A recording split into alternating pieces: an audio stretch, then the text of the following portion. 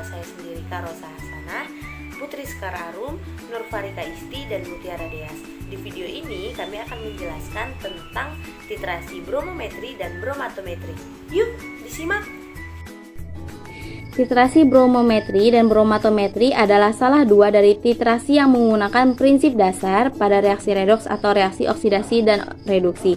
Nah, perbedaan antara kedua reaksi ini itu bromometri dilakukan untuk penetapan kadar suatu zat berdasarkan reaksi redoks dengan menggunakan brom sebagai titranya secara langsung. Nah, zat uji direaksikan dengan brom berlebih dalam suasana asam, kemudian kelebihan brom akan direaksikan dengan kalium iodida berlebih, lalu iodium yang terbentuk akan dititrasi dengan natrium tiosulfat menggunakan indikator amilum hingga warna biru tepat hilang.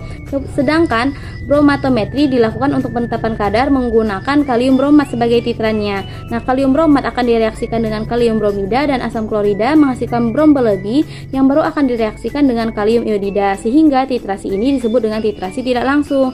Sedangkan bromometri dikatakan langsung sebab menggunakan brom langsung yang tidak didapatkan dari hasil reaksi seperti yang dilakukan pada bromatometri. Beberapa alat yang akan digunakan pada praktikum kali ini terdiri atas timbangan, labu ukur, Erlenmeyer, corong, glasswall, pipet ukur, buret, statis dan klein, numpang dan alu, bunsen, dan botol. Beberapa bahan yang akan digunakan pada praktikum kali ini, yang pertama itu ada kalium permanganat, yang kedua itu ada aquades, yang ketiga itu ada asam oksalat, yang keempat itu asam sulfat, yang kelima itu ada hidrogen peroksida.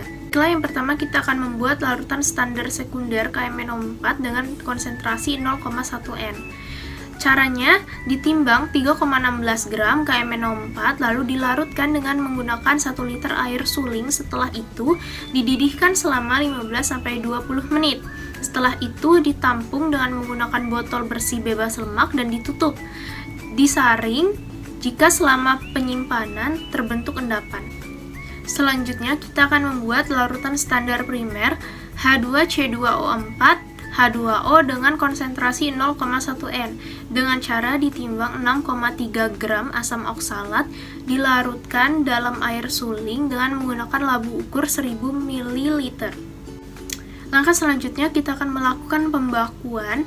10 ml asam oksalat dimasukkan ke dalam Erlenmeyer lalu ditambahkan 6 ml KMNO4 4N lalu dipanaskan pada temperatur 80-90 derajat Celcius lalu dititrasi dengan menggunakan larutan KMNO4 0,1 N sampai terbentuk warna rose. Langkah selanjutnya adalah penetapan kadar H2O2. Di pipet 10 ml H2O2 dimasukkan ke dalam Erlenmeyer lalu ditambahkan 6 ml larutan H2SO4 4N lalu dipanaskan pada suhu temperatur 40 derajat Celcius lalu dititrasi dengan menggunakan larutan KMNO4 sampai terbentuk warna rose. Dari pengamatan yang sudah dilakukan, didapatkan hasil kadar fenol sebesar 0,68%.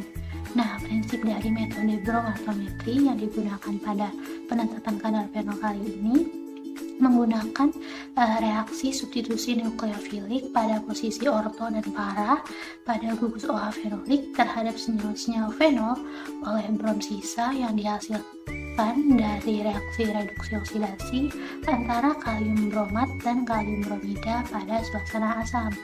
Brom sisa yang tidak mensubstitusi senyawa fenol akan bereaksi dengan kalium iodida membentuk iodin. Nah, iodin ini akan dicari kadarnya dan jumlah kadar iodin yang sudah didapatkan menunjukkan jumlah brom sisa yang tidak bereaksi dengan senyawa fenol.